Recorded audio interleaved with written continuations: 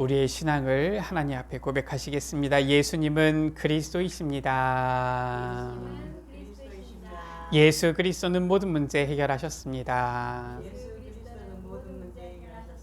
아멘. 이스라엘의 역사가 어떻습니까? 이스라엘의 역사는 재앙 반복의 역사와 같지요. 하나님께서 이스라엘을 택하셨는데 왜 자꾸 재앙이 반복이 되어집니까? 하나님께서 이스라엘 백성들에게 언약을 먼저 주시고 맺으셨지요. 그 언약을 누릴 때에 구원의 축복을 누리는 것입니다. 그런데 이 구원의 축복 속에는 평안도 따라오지요. 그러다 보니까 시간이 지날수록 사람들이 어떻게 되어지느냐? 평안하기 때문에 하나님을 찾지 않습니다. 평안하기 때문에 오히려 언약을 놓치는 거예요. 그래서 재앙이 오지요. 그때 하나님께서는 이 재앙 속에서 부르짖는 이스라엘 백성들에게 다시 구원자를 보내시고요. 언약을 회복하시는 역사를 이루시는 겁니다. 그러면 또다시 반복이 되어져요. 언약이 회복되어질 때 구원의 축복을 누리고 평안을 누리다가 또 언약 놓치고 재앙이 오고 또 부르짖으면 하나님께서는 후원자를 보내어서 다시 또 이 언약 회복의 역사를 이루시고 구원의 은혜를 주시고 계속 반복되지요. 첫 번째입니다. 하나님의 언약은 항상 이 구원 중심인데 구원 중심 중에서도 바로 예수 그리스도 중심이에요. 왜냐? 예수 그리스도를 통한 구원의 역사이기 때문에 그렇습니다. 오늘 1절 말씀이지요. 보라 장차 한 왕이 공의로 통치할 것이요. 우리 여러분들 이제는 이 한 구절만 딱 보더라도 그리스도에 대한 메시지구나 이렇게 이해가 되죠. 그래서 성경을 볼 때 그리스도 중심으로 보지 못하면 이해가 안 됩니다. 보라 장차 한 왕이 어떤 왕일까? 이 왕은 이 다윗왕은 아니고 이미 시대상으로 어떤 왕이지? 이런 생각을 할 텐데 우리는 알아요. 왕 대신 만왕의 왕이신 예수 그리스도. 그분이 공의로 통치할 것이다. 항상 언약은 그리스도 중심인데 그리스도께서 통치하실 때에 어떻게 되어집니까? 5절 말씀에 어리석은 자 나오지요. 그런가 하면은 존귀한 자 나옵니다. 어리석은 자에 대한 심판이 임하게 되고요. 이 구원받은 존귀한 자에 대한 이 회복, 축복이 나타나지요. 바로 그리스도께서 공의로 통치하실 때 일어나는 일입니다. 자, 어리석은 자는 어떤 사람입니까? 3절, 4절 말씀이지요. 보는 자의 눈이 감기지 아니할 것이요 듣는 자의 자가 귀를 기울일 것이며. 무슨 말입니까? 이 보는 자의 눈이 감기지 않아야 되는데 눈이 감기는 자, 보지 못하는 자, 눈이 있지만 보지 못하는 자, 듣는 자가 귀를 기울일 것이며 듣는 귀가 있는데 듣지 못하는 자, 그 사람이 어리석은 자예요. 조급한 자의 마음이 지식을 깨닫고 항상 하나님의 언약이 없으니까 조급해요. 어눌한 자의 혀가 민첩하여 말을 분명히 할 것이라.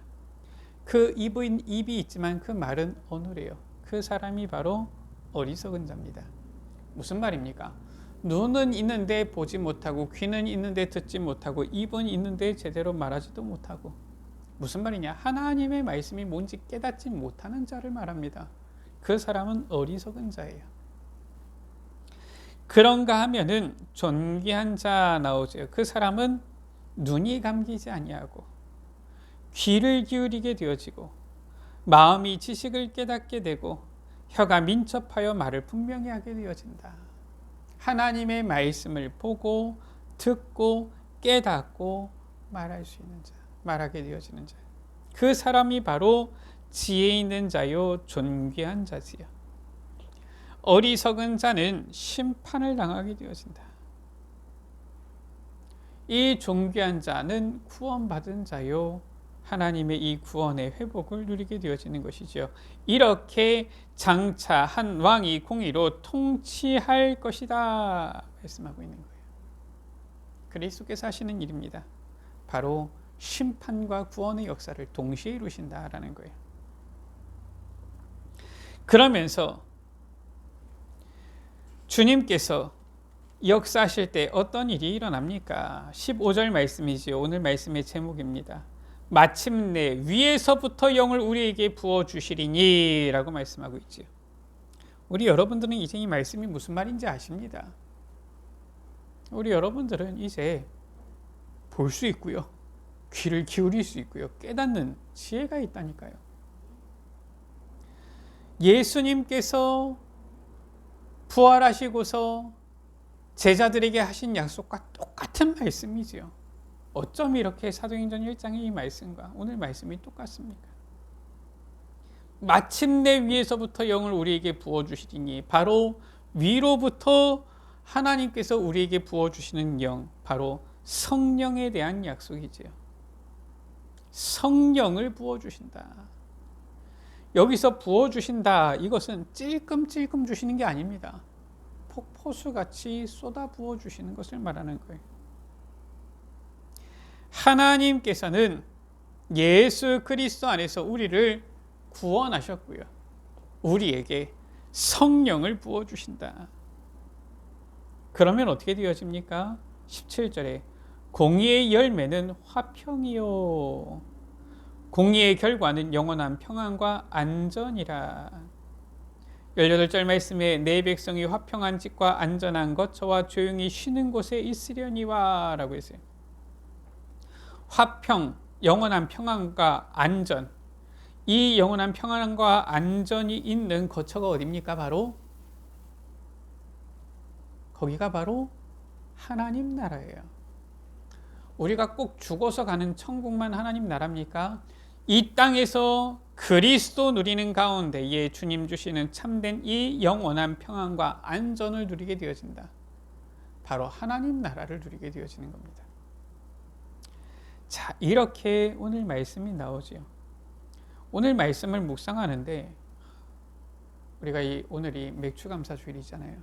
이 말씀 속에서 새절기를 깊이 누리게 되어지는 거 있죠. 아, 이래서 새절기를 지키라고 하셨구나. 새절기를 통해서 주신 언약과 똑같아요. 무엇입니까?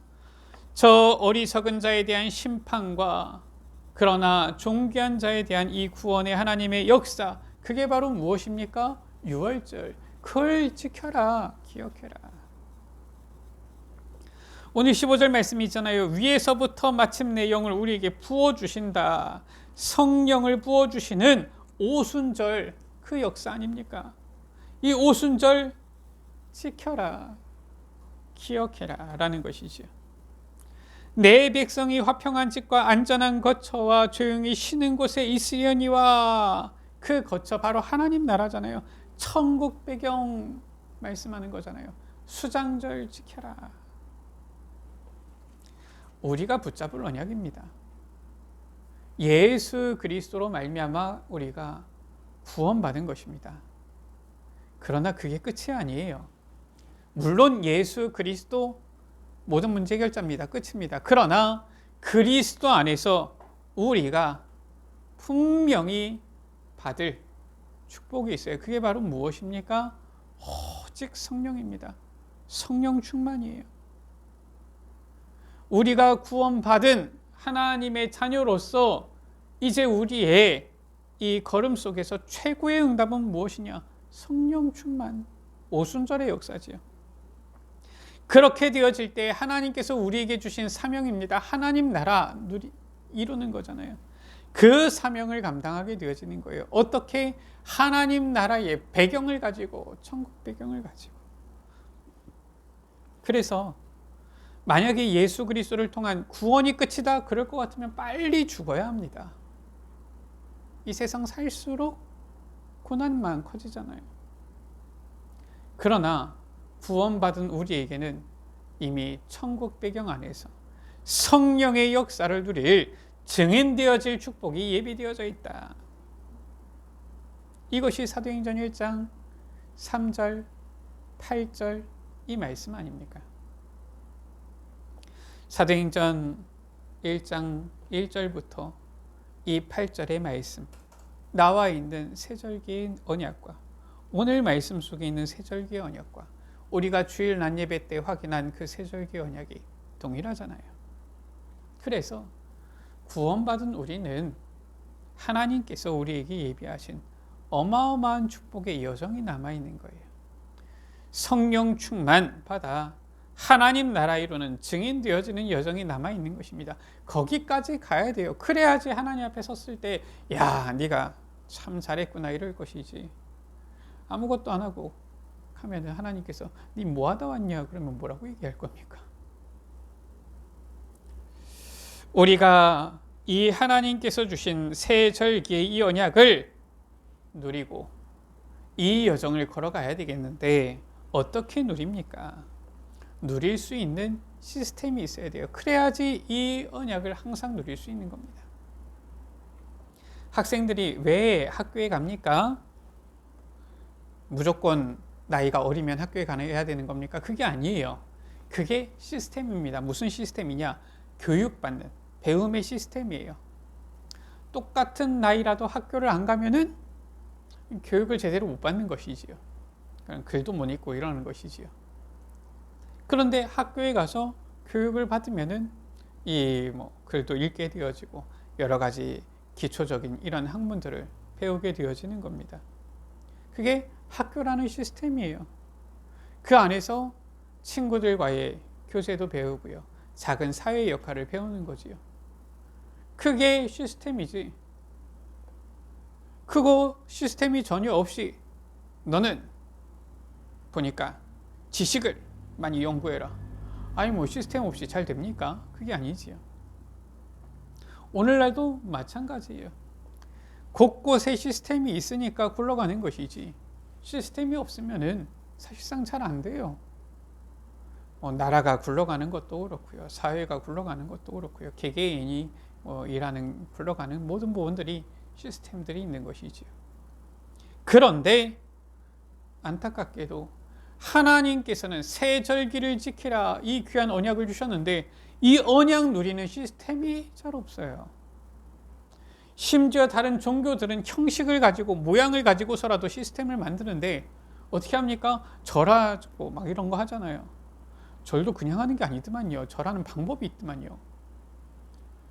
제가 일본에 그때 갔었을 때 아침에 운동한다고 이렇게 산책을 하는데 보니까 거기에 일본은 곳곳이 그렇지요. 거기에 문화재처럼 되어 있는 신사가 있어요. 거기 성이 있고 그 안에 신사가 있는데 이제 관광객들도 오고 그러는 데인데 관광객들만 오는 게 아니라 아침에 보니까 출근하는 사람들인데 거기에 들려가지고 이렇게 신사에서 이렇게 기도하고 가더라고요. 기도하는지 어떻게 알았느냐? 너무 쉽게 돼 있어. 전혀 일본말 모르는 사람도 알 수 있게 그림으로 딱 돼 있어요. 뭐냐? 그림으로 딱 돼 있는데 그림만 딱 봐도 알겠어. 동전이 무슨 동전인지 모르겠지만 동전을 탁 던져가지고 손을 이렇게 탁 쳐가지고 이렇게 하도록 그림이 쭉 되어 있더라고요. 근데 그림만 보고서 옆에 있는 사람 딱 보니까 저렇게 하는구나 알겠어요. 그거 딱 하고서 가더라고요. 출근하는 것 같아요. 학교 가는 것 같고 막 이렇더라고요. 보니까 그 근처에 사는 사람인가 보죠. 우상 숭배하는 것도 저렇게 시스템을 딱 갖춰놓고 잘은 모르겠는데 나중에 그런 이제 관련 영상 찾아보니까 거기에 이렇게 사람들이 동전 집어넣는 게 어마어마하다라고 합니다. 며칠에 한 번씩인지 모르겠지만 할 때마다 동전 어마어마하게 많이 나온대요. 그럴 것 같아요. 제가 잠깐 있는 동안에도 여러 사람이 동전을 탁 집어넣고서 탁 치면서 막 하는데 그런데 희한하죠. 우리는 가장 귀한 복음 가지고 있는데 누리는 시스템 사람들이 잘 없어요. 우리에게 항상 이 언약을 누리는 시스템이 있어야 되는데 언제 누려야 됩니까? 유대인들은 저 안식일 이렇게 얘기합니다. 또 잘 모르는 사람들은 주일 이렇게 얘기합니다. 그러니까 주일 하면 일요일 이렇게 얘기하죠. 그럼 일요일이 주일이면은 월요일은 무슨 날입니까? 주일, 주의 날이잖아요. 일요일은 그러면은 주의 날이고 월요일은 내 날입니까? 화요일은 그럼 누구 날입니까? 저 사람 날입니까? 엉뚱한 얘기를 하는 거지요. 구원받은 성도에게 있어서 매일매일이 주의 날이에요. 그래서 초대교회는 사도행전 2장 46절 47절이지요. 날마다입니다. 우리에게는 날마다 시스템이 있어야 돼요. 어떤 시스템입니까? 날마다 내게 주시는 말씀 붙잡는 시스템. 날마다 내게 주신 그 말씀 붙잡는 기도. 날마다 내게 주신 그 현장을 향한 하나님의 뜻을 발견하는 날마다의 그 전도. 이게 되어져야지 확인을 하는 것이지. 그렇지 않으면은 내 멋대로, 내 생각대로, 내 주장대로 살아가는 거예요. 날마다 나에게 주신 말씀을, 기도를, 나의 전도를 이 생각하고 누리는 시스템이 있어야 됩니다. 사모늘이라고 우리가 하지요. 그거 생각하면 됩니다. 내게 주신 말씀이 무엇이냐? 그 말씀을 붙잡아야지 올바른 기도가 나오는 것이지, 말 많이 한다고 해가지고 기도가 아니라니까요. 예수님께서 말씀하셨잖아요. 중언부언한다고 해서 다 기도가 아니다. 결국은 그 말씀과 기도가 어디로 연결되어져야 됩니까? 하나님의 소원으로, 영혼 구원, 전도로 연결되어져요. 그래야지 이게 맞는 것이지. 보니까 그냥 내가 원하는 말씀, 내가 원하는 대로 기도, 무조건 사람들이 내 입을 크게 열라 내가 채우려 뭐 이런 것들만 막 하죠. 내 시작은 미약하였으나 내 나중은 창대하리라 뭐 그런 것들만. 보니까 내 시작은 미약하였으나 내 나중은 창대하리라. 알고 보니까 이 욥기에서 보면은 이 욥의 친구들이 욥을 정죄하면서 하는 얘기인데, 앞뒤는 싹 잘라놓고서 그거 봐 이러잖아요. 우리가 날마다 내게 주신 말씀, 그 안에서 기도, 하나님의 뜻과 맞는지 전도, 이것을 누려야 돼요. 그걸 누릴 때에 어떻게 되어집니까? 항상 주님께서 나와 함께 하시는 것. 이거 누리게 되어지는 겁니다. 마태복음 28장 20절 말씀이지요. 볼지어다 내가 세상 끝날까지 너희와 항상 함께 있으리라. 주님께서 나와 함께 하실 뿐만 아니라 임마누엘이지요. 마태복음 1장 23절에 보라 처녀가 잉타의 아들을 낳을 것이요 그 이름을 임마누엘이라. 이를 번역한즉 하나님이 우리와 함께 계시다미라. 주님이 나와 함께 계시는데 이제는 우리와 함께 하시는 거예요. 나와 함께 하시는 그 주님이신데 이제는 내가 있는 그 모임, 내가 있는 그 만남 속에 함께 하시는 거예요. 무엇을 이루십니까? 로마서 8장 28절에 하나님을 사랑하는 자 곧 그의 뜻대로 부르심을 입은 자들에게는 모든 것이 합력하여 선을 이루느니라. 원네스의 이 축복 주시는 것이지요. 모든 것을 합력하여 선을 이루시는 것. 이 시스템이 있어야 돼요. 그렇게 되어질 때 무엇이 발견되어집니까? 사도행전 1장 8절에 오직 성령이 너희에게 임하시며, 우리가 누릴 시스템 결국은 바로 무엇입니까? 오직 그리스도, 오직 성령. 그 안에서 오직 기도, 오직이 발견되는 거예요. 왜냐? 내 힘으로 할 수 없어요. 내 능력이 아니에요. 오직 누리고 있을 때에 신명기 6장 4절에서 5절 말씀이지요. 이스라엘아 들으라, 우리 하나님 여호와는 오직 유일한 여호와이시니. 유일하신 여호와 하나님께서 유일성의 응답을 허락해 주시는 거예요. 왜냐? 유일하신 하나님이시니까.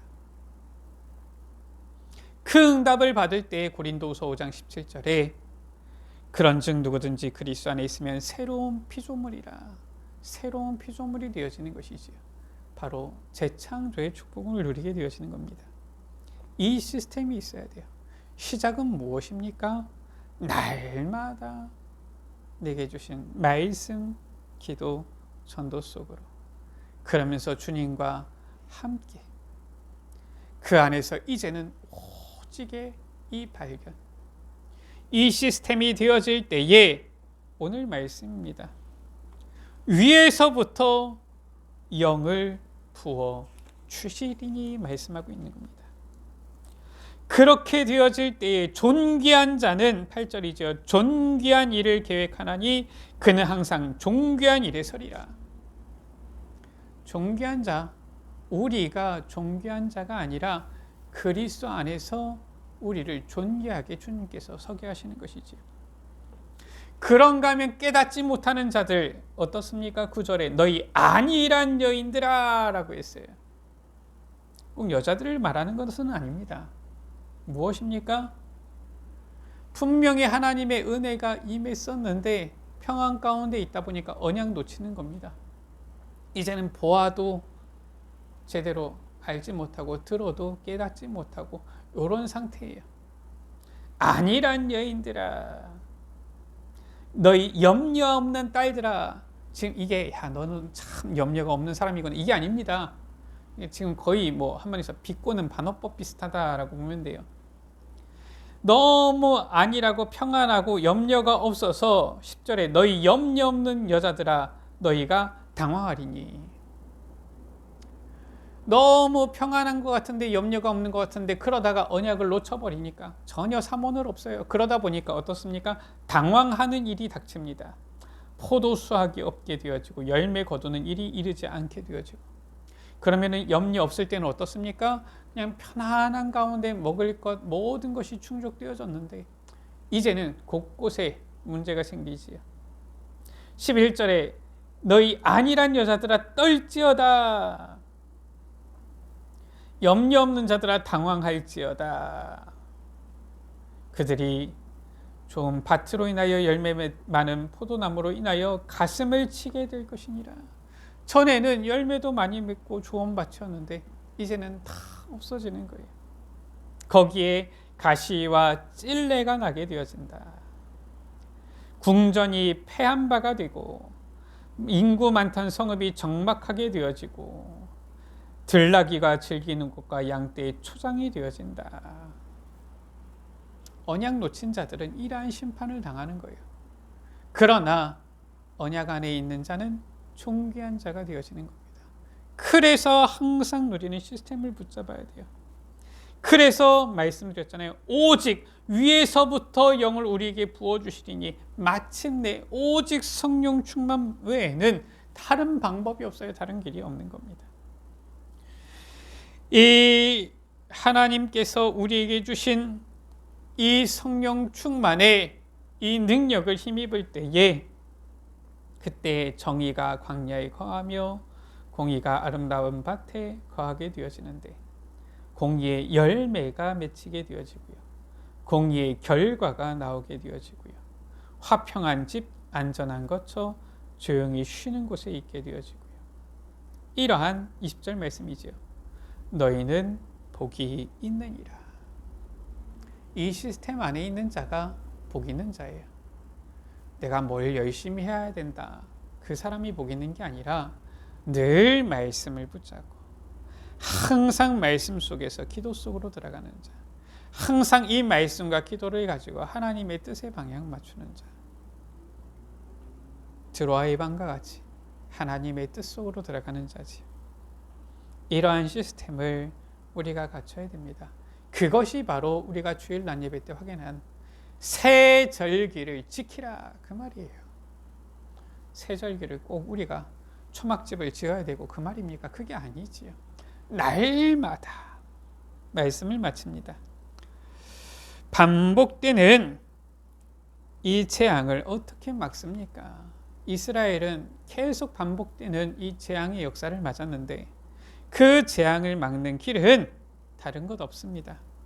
바로 항상 누리는 시스템을 통해서 언약을 놓치지 않는 언약 각인하는 그런 은혜가 있어야 되는 거예요. 언약 각인되어야 되는 겁니다.